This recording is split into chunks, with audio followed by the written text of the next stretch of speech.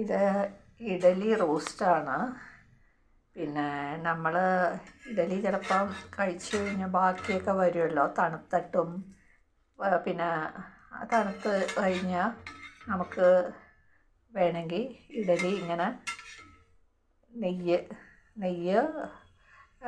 നെയ്യാണ് സ്വാദ്. നെയ്യിട്ടിട്ട് ഇങ്ങനെ ദോശക്കല്ലിലിട്ട് ഇങ്ങനെ റോസ്റ്റ് ചെയ്തെടുക്കുക. നല്ല സ്വാദാണ്. നല്ല ചുമക്കന തിരിച്ചും മറിച്ചും ഒക്കെ ഇട്ടിട്ട് നന്നായി റോസ്റ്റ് ചെയ്തെടുക്കുക. ഞാനിവിടെ മിൽമയുടെ നെയ്യാണ് ഇട്ടേക്കണം. മിൽമയുടെ നെയ്യാണ് ഉപയോഗിക്കണം. അപ്പോൾ ആ നെയ്യ് ഉപയോഗിച്ചിട്ട് ആവശ്യത്തിന് എത്രയാണോ ആവശ്യം അതിനനുസരിച്ചിട്ട് നമുക്ക് ഇങ്ങനെ ഇഡലിയിലേക്ക് ഇട്ട് കൊടുത്ത് ഇങ്ങനെ ചൂടാക്കി ഇതാക്കി എടുക്കുക, തിരിച്ചും മറിച്ചും ഇട്ടിട്ട്. എന്നിട്ട് ഇതിൻ്റെ മുകളിൽ ചൂടോടുകൂടി നല്ല റോസ്റ്റായ ചൂടോടുകൂടി പഞ്ചസാര ഇട്ട് കഴിക്കാം. പിന്നെ ദോശപ്പൊടി ഇട്ട് കഴിക്കാം, അതിട്ടാലും സ്വാദാണ്. അങ്ങനെയും കഴിക്കാം. പിന്നെ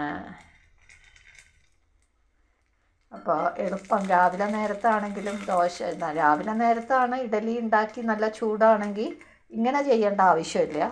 ആ ചൂടുള്ള ഇഡലിയുടെ മുകളിലേക്ക് നെയ്യും അല്ല വെണ്ണയും പഞ്ചസാരയും കൂടി ഇട്ടാലും സ്വാദാണ്. അല്ല ദോശപ്പൊടിയാണ് ഇഷ്ടമെങ്കിൽ ദോശപ്പൊടി ഇട്ടിട്ട് കഴിക്കാനും സ്വാദാണ്.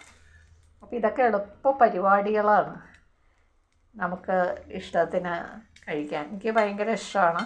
അതുകൊണ്ടാണ് നിങ്ങളിൽ എത്ര പേർക്ക് ഇതറിയാമെന്ന് എനിക്കറിയില്ല. പലരും പല രീതിയിലായിരിക്കും ഉണ്ടാക്കുന്നുണ്ടാവുക. അപ്പോൾ ഇത് ഞാൻ എപ്പോഴും ചെയ്യണ ഒരു കാര്യമാണ്. എൻ്റെ വീട്ടിലെല്ലാവർക്കും ഇഷ്ടമാണ് കഴിക്കാൻ. ഇങ്ങനെ നന്നായി ചുമക്കണം, അങ്ങനെ മറിച്ചിട്ട് നല്ല ഇതിൽ ഗ്യാസിൻ്റെ അത് ചെറിയ അടുപ്പാണെന്നുണ്ടെങ്കിൽ ഗ്യാസിൻ്റെ ഫ്ലെയിം കുറയ്ക്കേണ്ട ആവശ്യമില്ല. വലിയ അടുപ്പാണെങ്കിൽ കുറയ്ക്കണം. അതല്ലാന്നുണ്ടെങ്കിൽ ചെറിയ അടുപ്പാണെങ്കിൽ ആ ഫ്ലെയിമിൽ തന്നെ വെച്ചിട്ടുണ്ടാക്കാം. ഇങ്ങനെ നീക്കി എടുത്തിട്ട്. അപ്പോൾ ഇഡലിയുടെ ഇതിങ്ങനെയാണ് ഞാൻ ഉണ്ടാക്കുക. തണുത്ത് കഴിഞ്ഞാൽ ചൂടാണെന്നുണ്ടെങ്കിൽ അത് അതിൽ തന്നെ പഞ്ചസാര ഇട്ട് നെയ്യ് ഒഴിച്ചിട്ട് കഴിക്കും. അപ്പോൾ എല്ലാവരും ഒന്ന് കഴിച്ചു നോക്കൂ.